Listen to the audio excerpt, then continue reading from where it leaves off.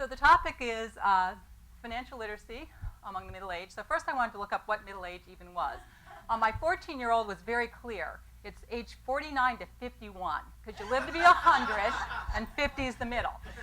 So I looked in the dictionary, and they said, no, it's really 40 to 60.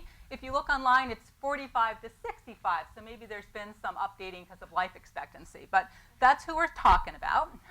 In terms of what their attitudes might be, the old believe everything, the middle-aged suspect everything, and the young know everything. And then of middle-aged, the best that can be said is that they probably know how to have some fun despite all their troubles. And when we look at all the things we want them to try to do, they do have a lot of troubles, it seems. So in terms of middle age, one of the key things that they are focused on, indeed, is saving for retirement. If we look nationwide, retirement assets, so things that are specially earmarked for retirement that they're actually investing or in charge of, would be the DC plan assets and the IRA assets, and that's about a fifth of households' balance sheet nationwide. So this is a big part of their balance sheet that they're in charge of running. They're in charge of choosing how much to put in, choosing how to invest it, choosing how to take the money out. In terms of people or households, it's 69% of US households. So quite a few, 31%, have both an IRA and an employer-sponsored plan. 8% only have an IRA, and then 30% only have the employer-sponsored plan. But we've got really a wide cross-section of the United States engaged in retirement saving and in making decisions in that process. And so when we think about what influences their outcomes, there's a few things. So there's plan sponsors devote a lot of energy to education. Our members, as plan service providers, are developing materials and calculators and summary sheets and things for people to look at to understand what they need to do. And so this comes from Plan Sponsor Council of America, and it looks at what their members do in terms of the primary goal of the education. I just want to highlight that there's been a bit of a shift over time.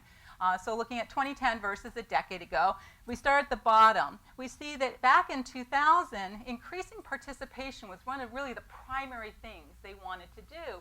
And what we're seeing with that number coming back is automatic enrollment, which is what David was talking about. Now that you've got automatic enrollment, you can spend more time doing other things because you've got people coming in through the auto enrollment. They're still trying to increase appreciation for the plan, but not as much. 401k is really a household word now.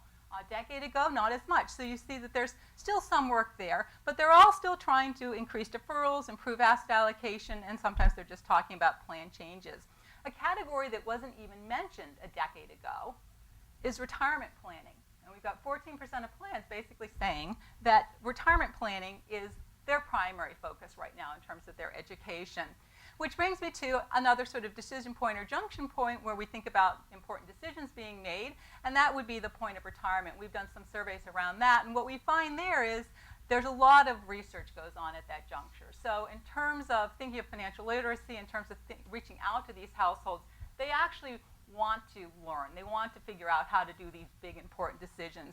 So this shows that we've got 42% of retiring DC participants actually hired a financial advisor on their own. So they actually got professional help on their own. We have 46%, we're using employer-provided things. So again, the role of the employer is so very important in this space and in this process. And then we have them going online and using other resources as well. 2/3 consulted multiple sources. So they don't just do this willy-nilly. They consult a lot of different things as they try to make this decision. In terms of outcomes, I just put this up to show that, sometimes we feel a little defeated, so we feel like people haven't really been learning, haven't been getting the messages. But the basic messages really are getting through. They are diversifying. They continue to save. We're going through, horrible bear market, economic recession, and we see that very few took withdrawals from these plans. We see they kept contributing. We see that they, didn't do too much with their asset allocation. So they really have learned, to stay the course and to stick with this through thick and thin. The other thing that's going on in this space where I think, while it's something where some people are being put on a path by default, it's also sending messages. It's also an education. It's sort of an example, learning by doing. So automatic enrollment in plans, we now have a quarter of plans actually have automatic enrollment in them, and it tends to be a large plan phenomenon.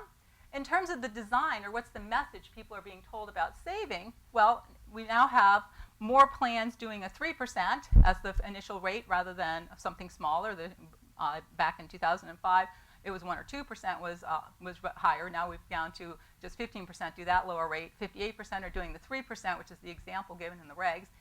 But what's more important over in 2010 in terms of the deferral, what's happening over time, many, many more plans are now increasing that. So the message of as you're getting older, as your savings goals really focus more towards away from kids and education and house towards retirement, have this go up and up and up to keep you on the right path.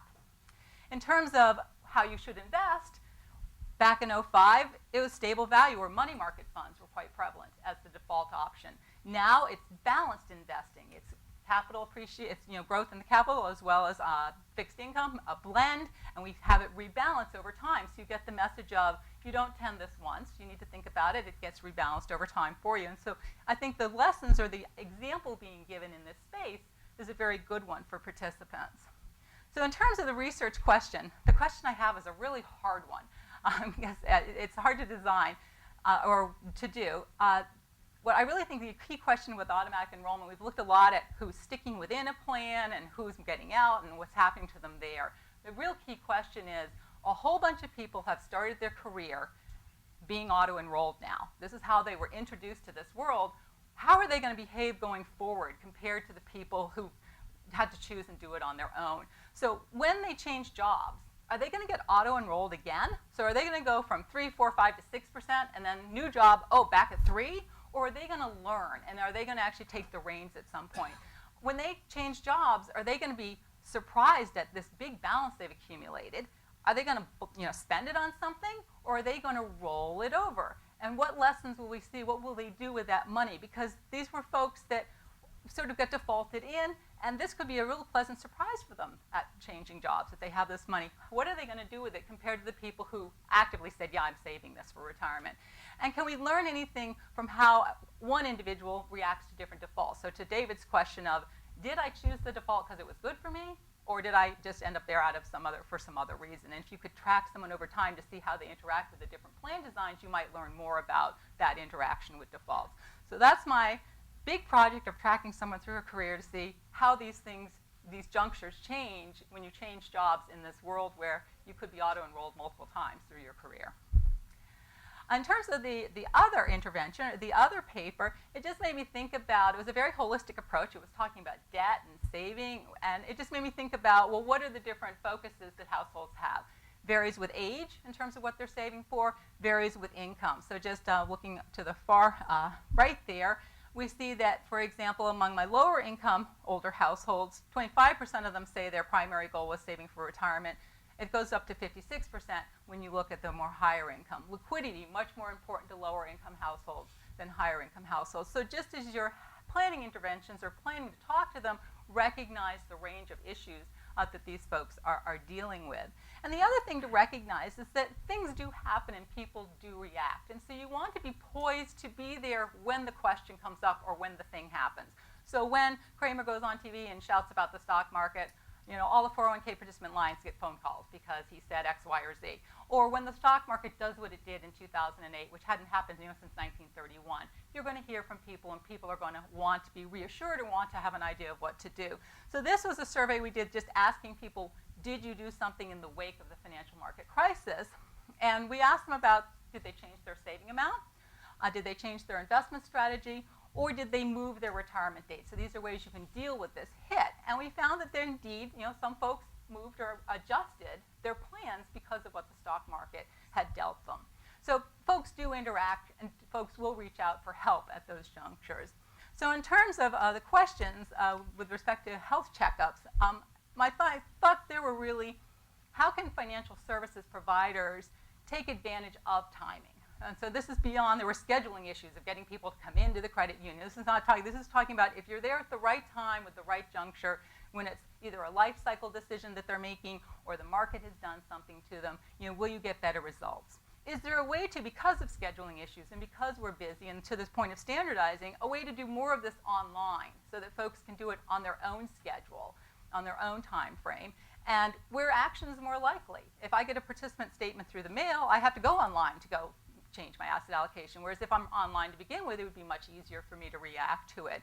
We find that people like charts and graphics, so again, working more with what's the presentation of the material so that folks can interact with it better, and then also just helping them think about they're dealing with what they're dealing with today. We need them to visualize what they're going to need to deal with down the road. So, changing goals over the life cycle and across the households, health issues and growing old, and just how you generate a retirement paycheck. You're used to getting a paycheck. You need to think about how are you going to replace that. So just how to standardize this, how to do it so that people can, it's there when they need it at these really key timing junctures.